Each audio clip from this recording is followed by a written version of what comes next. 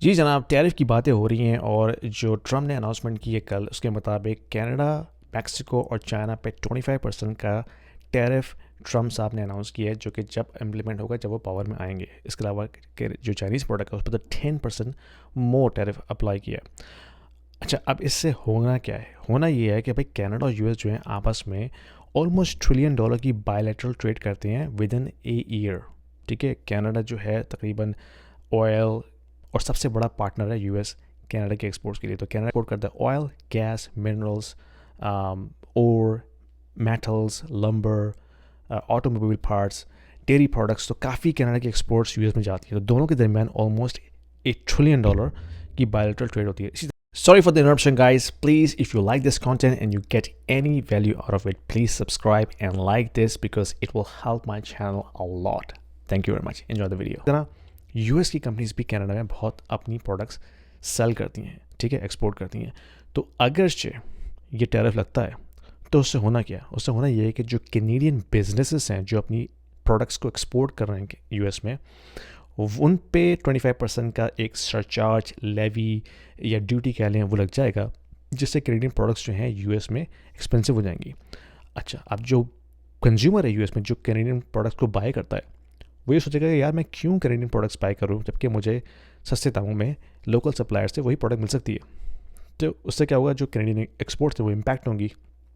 जो companies Canadian products को export कर रही हैं उन पे इम्पैक्ट आएगा, उनकी कॉस्ट कटिंग होगी, जॉब लॉसेस होंगे, इन दी एंड इकॉनमी पे इम्पैक्ट आएगा। ठीक है, जीडीपी कनाडा की इम्पैक्ट होगी। टीडी ने कहा है कि जो रिसेशन हम अवॉइड कर सकते थे अब वो इनएविटेबल हो जाएगा इस पॉलिसी की वजह से, और कैनेडियन डॉलर जो है वो 60 सेंट्स तक जा सकता है एज पर टीडी। मैं नहीं कह रहा, टीडी कह रहा है। तो ये सिचुएशन है। अच्छा, ये एज्यूमिंग कि अगर कैनेडियन गवर्नमेंट जो है वो रिटेलिएशन में अपना टैरिफ नहीं लगाती, अगर कैनेडियन गवर्नमेंट भी टैरिफ लगाती है, तो इसका मतलब ये है कि जो यूएस कंपनीज कनाडा में अपनी प्रोडक्ट्स सेल कर रही हैं इंपोर्ट करके, उनके लिए एक्सपोर्ट, हमारे लिए इंपोर्ट, तो वो भी एक्सपेंसिव हो जाएंगी हमारे लिए। ठीक है, ख़ासतौर पर हम फूड तो विंटर में वहीं से लेते हैं या मैक्सिको से लेते हैं, तो वो फूड आइटम्स जो हैं वो हमारे लिए एक्सपेंसिव हो जाएंगे बाई 25% और मोर। ठीक है, तो इन दी एंड जो कंज्यूमर है दोनों साइड पे वो सफ़र करेगा, वो हायर प्राइस देगा, वहाँ पे भी यहाँ पे भी। वहाँ कैसे? अगर जो कैनेडियन प्रोडक्ट्स हैं वहाँ महंगी जाती हैं, तो फिर बायर के लिए यूएस में चॉइस करी जाएगी लोकल सप्लायर। अब लोकल सप्लायर कहेगा भाई अब I am the only seller, why should not I charge premium? तो वो अपनी प्राइस बढ़ा देगा। It's a demand and supply, right? It's basic economics.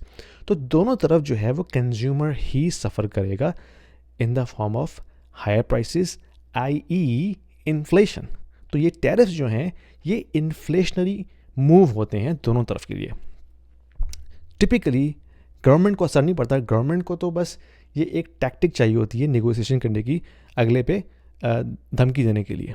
लेकिन जो कंज्यूमर है वो सफ़र करता है in the form of higher prices. तो ये सिचुएशन है भाई। अब इससे होगा कि कैनेडियन इकॉनमी में मज़ीद इम्पैक्ट आएगा और फिर ऑफ कोर्स कैनेडियन डॉलर सफ़र करेगा। करना क्या है हमने और आपने ये करना है कि भाई इन्वेस्टमेंट करनी है उन एसेट क्लासेस के अंदर जो आपको इस तरह की पॉलिसी से हेज करें। Real estate for sure, but not, I personally will not invest in Canada, क्योंकि लैंडलॉर्ड फ्रेंडली नहीं है ना। ठीक है, किराएदार फंस जाए तो आप निकाल नहीं सकते। ठीक है, इस तरह के नॉनसेंस किस्म के इश्यूज़ हैं, तो मैं अवॉइड करूँगा इस तरह की हेडेक्स को। अगर मैं रियल एस्टेट में इन्वेस्टमेंट करूँगा तो ऐसी जगह जहाँ landlord friendly, investor friendly policies हैं, like Dubai. If you are an investor in the US, in Canada, or in Europe, and you are considering investing into Dubai real estate market, this video is for you because we have a platform called Stake, which allows you to invest into the residential real estate market and start earning rental income right away without going through a lengthy documentation process or coming up with a heavy down payment.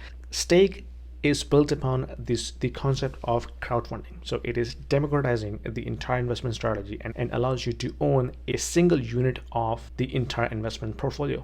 So you don't have to own the entire property, right? You can be part of the pool that can actually own a piece of property, a piece of real estate. So that allows you to start with as low as 2,000 dirhams and you can slowly ramp up. So as you start investing into it, you can not only own a bit of real estate, but you also get a portion of the rental income on monthly basis. So it's a passive investment strategy, diversifying your portfolio from traditional North American or European markets into Dubai, which is hustling and bustling and growing very fast, and allows you to build your wealth over time. So don't delay. There is a link down there in the description. If you click on this, it will give you free 200 dirhams in your account right away to start with, and you can thank me later. ठीक है. इसके अलावा technology stocks में investment करूँगा, AI driven stocks में investment करूँगा, robotics के अंदर इन्वेस्टमेंट करूँगा, क्योंकि these are the future, blockchain including. Bitcoin में इन्वेस्टमेंट करूँगा. Bitcoin is the future, whether you like it or not. That thing in the next 5 years is going to the moon for sure. Okay, not every crypto coin, but Bitcoin definitely. That is my belief, whether you like it or not. If you are new in crypto and you're looking for an exchange to start crypto journey today, check the link in the description below. I have a link for the Coinbase platform, which will give you $10 worth of BTC for free if you start using my link. Enjoy the trading. अच्छा, तीसरी चीज़ ये है कि gold में investment करूँगा थोड़ी सी. इसके अलावा जो म्यूचुअल फंड्स हैं S&P 500, NASDAQ के, उन पे आप एज अ सेफ इन्वेस्टमेंट कर सकते हैं लॉन्ग टर्म के लिए, क्योंकि that thing gradually improves with dividend income and all that stuff. ठीक है. तो ये मेरी स्ट्रेटजी होगी.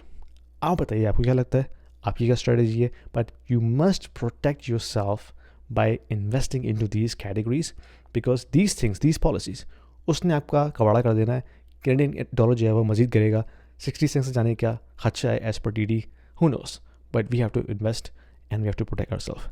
पसंद आए वीडियो शेयर कीजिए, लाइक कीजिए, सब्सक्राइब जरूर कीजिएगा, और मैं आपसे अपनी अगली वीडियो मिलता हूँ. Thank you. You are interested in reading about these topics like macro economics, financial markets, what's happening with the geopolitical situation, what's happening with interest rate, monetary policy, Federal Reserve, ECB, China, Japan. I cover these topics in a very simple and plain English in a very digestible format.